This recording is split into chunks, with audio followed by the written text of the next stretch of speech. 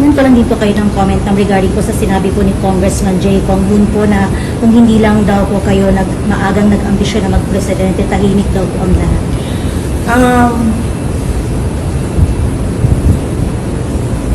Unang-una, the presidency of 2022 was mine already. Magandang araw mga kaibigan. Ito, sinagot na ni VP Sara, yung isa sa mga young guns, Congressman Kongkon ng Zambales. Kasi sabi nitong kongresista na nagkakagulo daw ngayon dahil atat na atat si VP Sara na maging presidente. Anong sabi ni VP Sara? Akin na ang presidency nung 2022 pa. I just gave it up dahil may iba pa akong plano sa buhay, sabi niya. O di ba? Siya yung front runner noon, walang makakatalo sa kanya kung ginusto niyang magkandidato noong 2022. So, kaya huwag kayong magsabi-sabi na atat si VP Sara na maging presidente dahil noon pa presidente na sana yan. Okay, so pakinggan natin itong press conference o pagharap na naman ni VP Sara sa media. Nagbigay lang siya ng update sa kaganapan sa politika.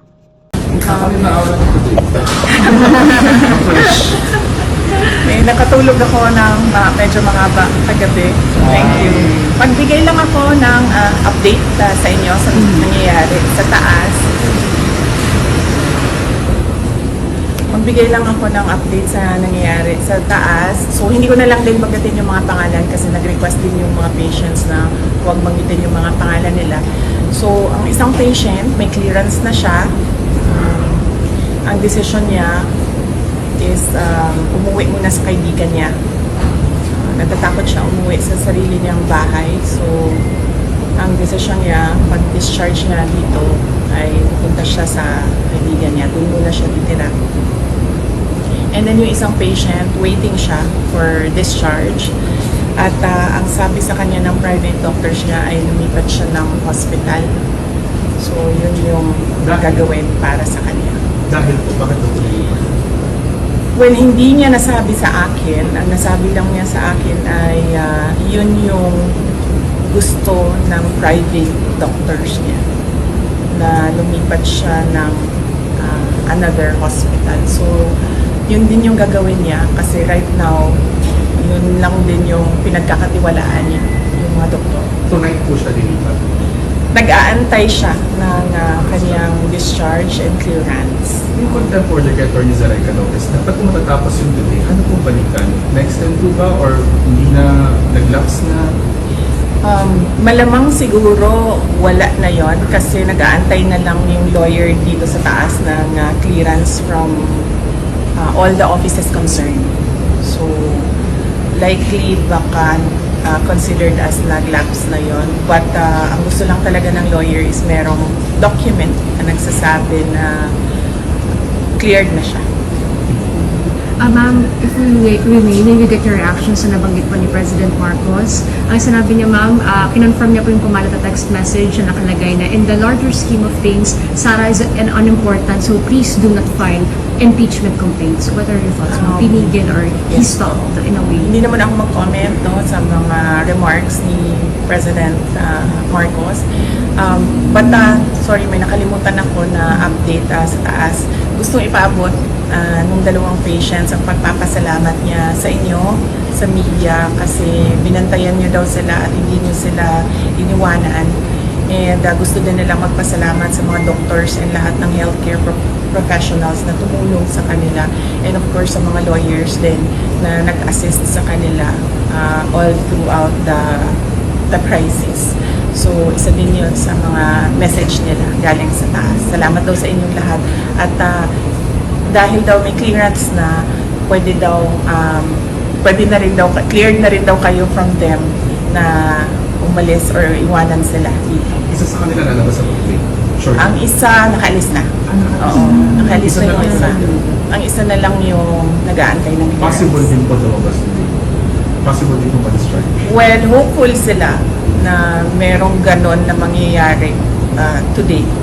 Pero I think meron ng assurance ang lawyers na mangyayari yon ang kanyang clearance and discharge today. So, nagpapasalamat. Kaya nagpadala na rin siya ng pagpapasalamat dito sa media, sa inyong lahat, sa pagbabantay, pagtulong at pagprotekta sa kanila. Sorry, NBI investigation, December 11. Pupunta ko kayo.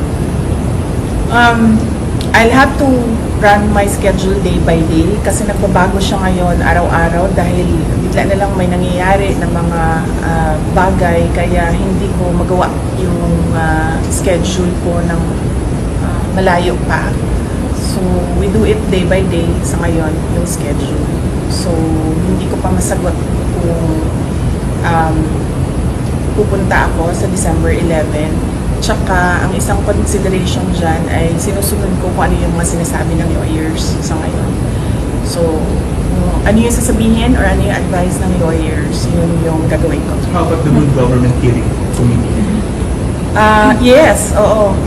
Nag-express kasi yung isang, dalawa, tatlo. Nag-express yung tatlong mga resource persons from the Office of the Vice President that they really feel safer and medyo kumakalma sila kung nandiyan ako. Ang worry ko lang is right now, wala na kasi kaming Chief of Staff, affected din yung Assistant Chief of Staff ng office. So ako na lang talaga yung naiwan sa opisina to do everything. And meron ding mga year-end activities ang office. Meron din kaming mga Thanksgiving activities. Meron kaming budget utilization review dahil merong mga budget na kapag hindi nagamit, naglalapse yan by December 31, as well as yung planning for January 1 kasi bago na yung budget by January 1. And kung nakikita nyo, December na bukas, so we have just 1 month to do all those things. So, yun lang naman yung problem ko. Yun pa lang din po kayo ng comment regarding po sa sinabi po ni Congressman J. Kong Hoon po na kung hindi lang daw po kayo maagang nag-ambisyon na mag-presidente, tahimik daw po ang lahat.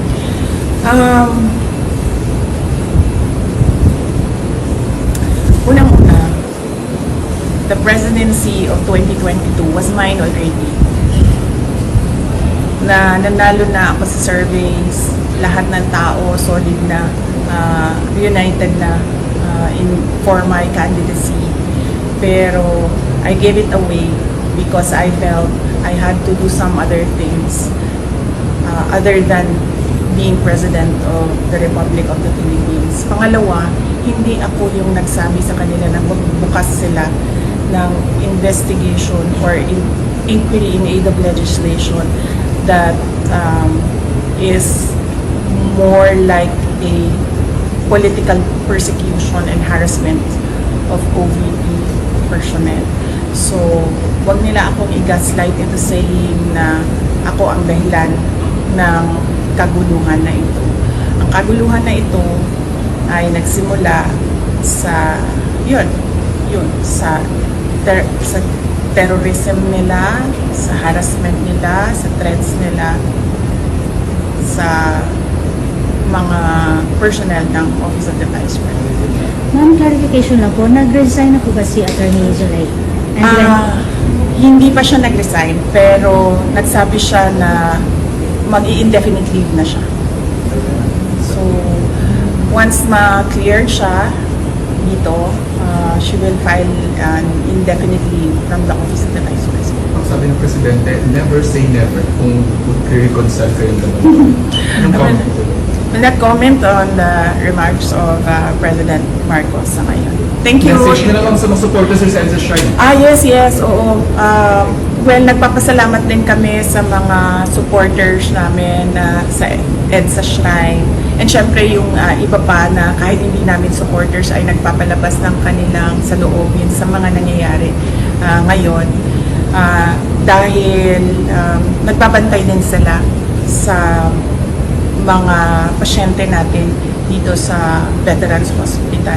And nagpapasalamat din kami sa mga tao na nasa labas ng Veterans Hospital na nagbantay din sa mga pasyente. Malaking tulong yon sa akin, yung media, yung mga tao na nagbabantay. Si Senator Bato de la Rosa na hindi talaga niya iniwanan yung mga pasyente.